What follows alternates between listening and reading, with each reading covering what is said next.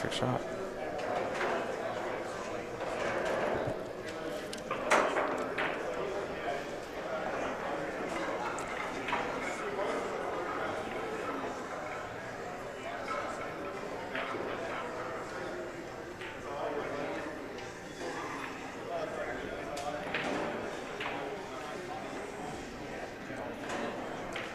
A little unfortunate that Danny and Jocelyn had to play at the same time, so he's not able to watch her match. Yeah. Looks like Jocelyn and Julie are using the smart rack on the back table.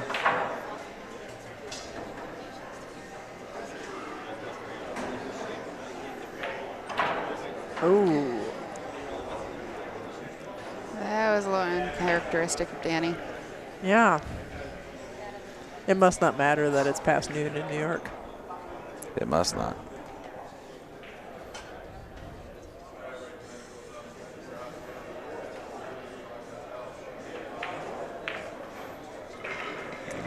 Miguel was able to coax that 9-ball in. So we got another trivia question? We do, actually. Uh-oh. I'm Janie on the spot. Are you? Yeah. When did Jose Perica win the Derby City Master of the Table title? When did Jose Perica win the Derby City Master of the Table title? 1842. In 1814, we took a little trip. They were using bamboo. So the first person who answers our trivia question correctly in the chat room will get their name added to our drawing. We are drawing for a $25 Visa gift card. And we'll do that drawing tomorrow. Nope. Oh, Monday. Sorry, 3-day tournament. Miguel got the before 1, the finals. 2, and the 3 on the break. It did. And the 6-ball almost kissed in the 9. Yep. And that 9 is a duck. So basically, it's a Wow. 4, 5, 6. Yeah. Yep. That was a great break, my Miguel. That's a straight flush. Uh-oh. But he's all right. I think he's all right. Uh-oh. I think he's okay. Side pocket. Yeah.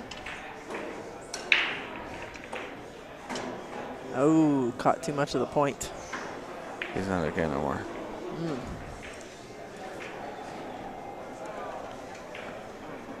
I told you, uh-oh.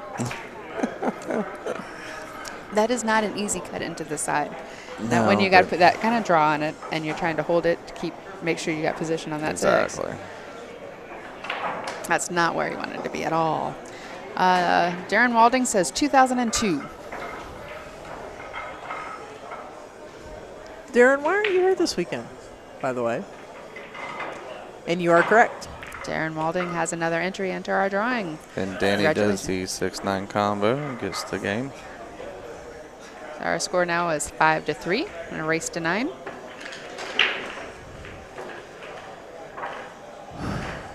Tom Steinbach is just a little too slow. Darren, gotcha? He gotcha. By seconds.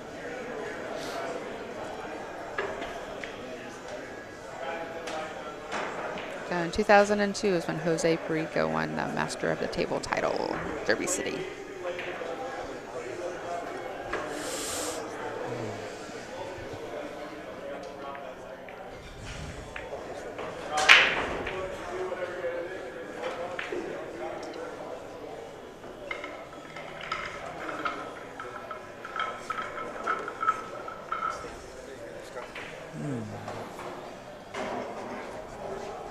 Are you not playing today? No, No? no. What's the reason for that? Because I'm working. You can work and play. There's Not always this one. work and play. Not this one. Once we started Rail to Rail, I had to start picking and choosing the tournaments that I actually could play in. It was conceivable, and this is not one of them. So. Danny is going to come up dry on his break. We got a little drill here with a 5, 9, and 8 in the center of the table. This way, that way, this way. How's it again? This way, that way, this way. It looked like a Beyonce move right there. Yeah. So Miguel ran into the 8 to keep his shape on the 2. That's kind of scary. Yeah, he wants to make sure he avoids the 7 going up the table. No, I meant the whole Beyonce move Oh, thing. Sorry.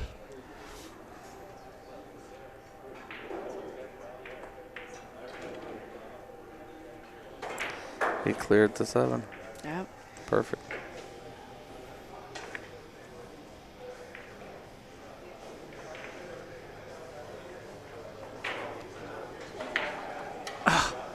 Wow. Yeah, he's having trouble with those shots. Yes, he is. Normally, you know, a lot of players, I get nervous when they stretch out over the table, but Miguel does a really good job for being stretched out at controlling things, and he just got a little wonky on that, I think.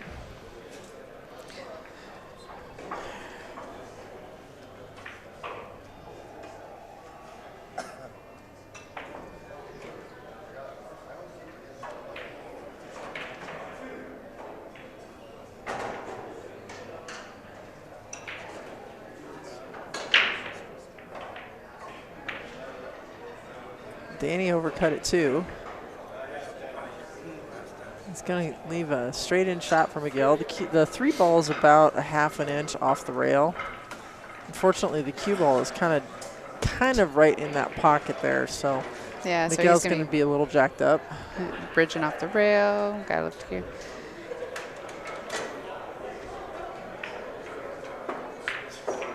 Nice shot. Oh, but he didn't draw it back enough for the 4. Or did He He can clear can it. see Did it. he? Blue. Okay. Yeah. Yeah, it's beautiful. He's using taffy, so wants to get all the way down here for the 5. Looks like he's going to pass by the 8. Yeah. Perfect. Nice speed. Nice shot. Very nice speed. Gave himself a back cut on the 5. And he's going to run into the 9. Mm-hmm. Push it out of the way. Or And put it in the side pocket it. pocket. Side pocket. I wonder if he saw that or if that was just a fortuitous. It really, I mean, his confidence he stroked that ball, it really looked like he saw it. It's possible. That's crazy. You know, the thing is with that shot, you know you were going to run into the 9. Yeah. And you don't want to have it kill your cue ball, so you're going to hit it with some speed Yeah, to you get gotta that be able 9 to out hit of it the a way, little bit. Yeah. so that you have position. So it's one of those where if the 9 ball goes, great, but you're not really playing the 9. You know, you're You could really tell he was very confident when he shot the ball. Attention. 2 balls supposed to be in the back.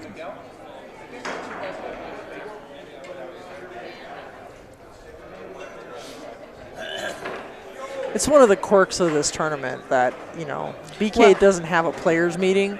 He just kind of lets players know, and he prints out a sheet with some of the rules, but not everybody gets Well, we one. actually stood together last night. There was a bunch of us, and he went over the rules. Yeah. And Yeah, he there did was it a again few. this morning. He announced it all this morning. Went over the There rules. just wasn't everybody here. Right. The first two matches, Yeah. 9:30 and 10:30s were here, but that was about it. Well, the reason why the 2 balls in the back is one, because you're racking your own. Yep. So, you know, there's no pattern racking. You're putting the 1 in the front, the 2 in the back. Wherever else goes is fine. And the other thing is the 9 ball does not count in the bottom 2 pocket on the break. Yeah, which I agree with, because you're Yeah. racking your own. So You're if racking your own. If you don't do a tight rack, which you should, because then you're kind of shafting yourself. Yeah. You have that chance to overpower the ball and pocket the 9 in the corner. Since I changed my break, I don't have that worry. I haven't made a 9 ball since. I make other balls, but I haven't made a 9 ball.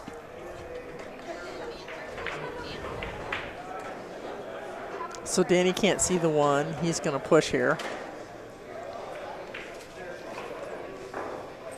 Miguel can see the edge of that 1 ball, so my guess is he's going to take that. I would Mine actually, too, especially if you look at where the 9 is. Yeah, it looks like he can carry him that over there maybe. No, No, not. I think he was trying for it, Uh-oh. but I think he was. Oh, too. he's good. He's he good. ends up safe.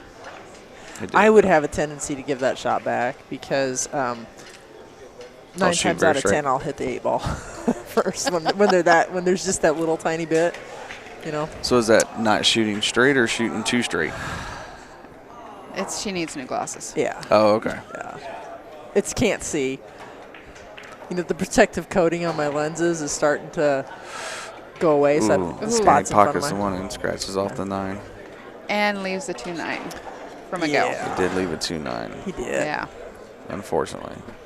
And as we've already seen, ladies, Miguel can make these. Yes, he can. And does quite often.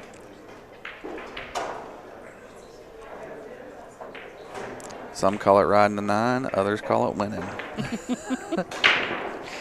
I call it pretty.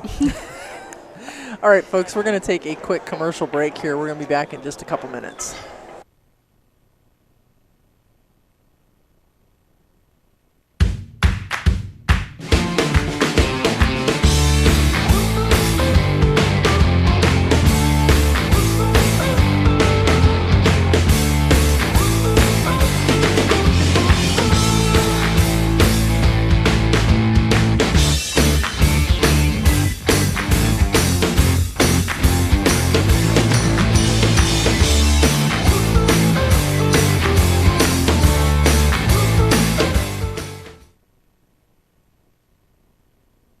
And we're back. Miguel just broke. This is our current score. Miguel came up dry. I thought that was really cool the last time he broke that he got the 1, the 2, and the 3. Mm-hmm. It's kind of cool. All right. See if Danny can change the course of this match here. Yeah.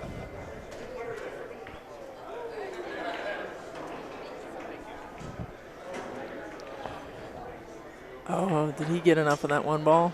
Nope. Nope, he didn't. A little too thin. Just a little too thin. You know, and this is an example how things cannot work out right for everybody. I was thinking the same thing. This yep. doesn't just happen to, the lower level players. No. This happens to everybody. No. So. I mean, there's a lot of people that would think that. I mean, just look what the last match we had with Stan and Eric. Mm-hmm. Stan could have had that kind of a match. Yeah, he could have. Just and as easily as it was Eric. And he's had, yeah. Yeah, in the finals last year. Yeah, he lost 9-2. 9-2 to Rafael Martinez. No. He couldn't get anything going and, just couldn't pocket any balls or anything. So, it happens to everybody. It happens to everybody. The only difference between them and the rest of us is it happens a lot less to them than true. it does us. That's true. Yeah. But, it's like what we were talking about earlier, keeping the pedal to the metal, is even these guys have to do that. Yeah, they do. And even more so, I think, than some people like you and I. Well, they have to keep their even when you're sitting, everything's going wrong in the match and, you still have to keep your head in the game because you're not done. Yep. And Miguel's going to get a 6-9 here. Yeah, he's setting up for that. Doesn't look. Is that actually wired? Because from where I'm sitting, it looks like it might be a little off. Close enough for government work. It's close enough. Yeah.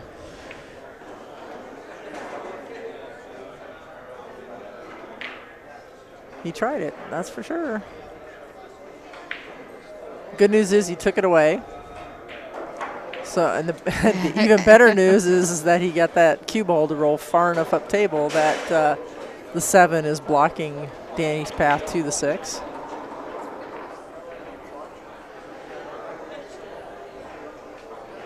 Yeah, Danny's just not getting any rolls here. He sure isn't. It's an uphill battle for him. But Danny is certainly one of those guys that you never want to count out for anything. Oh, heavens, no. I mean, the first 2 years ago? It was the 2011 Spokane Open that Danny was playing Eddie Mattia, and Eddie was up 8-1 in a race to 9, and Danny came back and tied it up. Yeah. Eddie ended up eventually winning.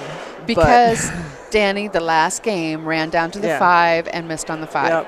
Yep. So, and then, of course, at that point in time, Eddie ran it out. But still, that's an example of keeping your head in the game. So when you get an opportunity to get it going, you get it going. And it was a situation where Danny was coming up with some really amazing shots because he knew if he let Eddie to the table in any one of those games, he was going to lose. So it was just, and Eddie couldn't do a darn thing about it. Eddie just had to sit there and wait and wait and wait and wait and hope that Danny would make a mistake, and he didn't. He ran 7 straight racks. So I just got a note from our tournament director, Brian BK, Yeah. Brian Kwasniewska, that our next match is going to be Rafael Martinez versus John Castris. Brian Kwasniewska. All right. Yeah. Yes. But nobody can say it. Yeah. Yeah. All right, so that actually puts Miguel on the hill. He is up 8 games to 3 over Dan Louie. Well, this next match is going to be exciting.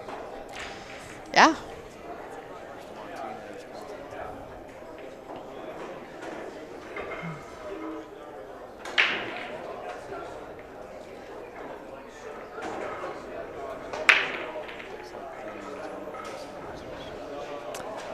And it looks like Miguel's going to come up dry, and Danny's going to have a shot at the 1.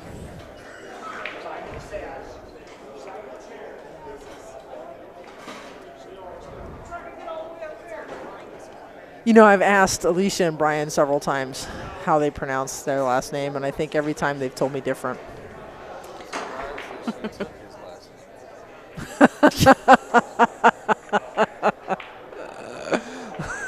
Because it's so hard to spell and say and all that stuff, yeah. Her last name, I think, was Smith.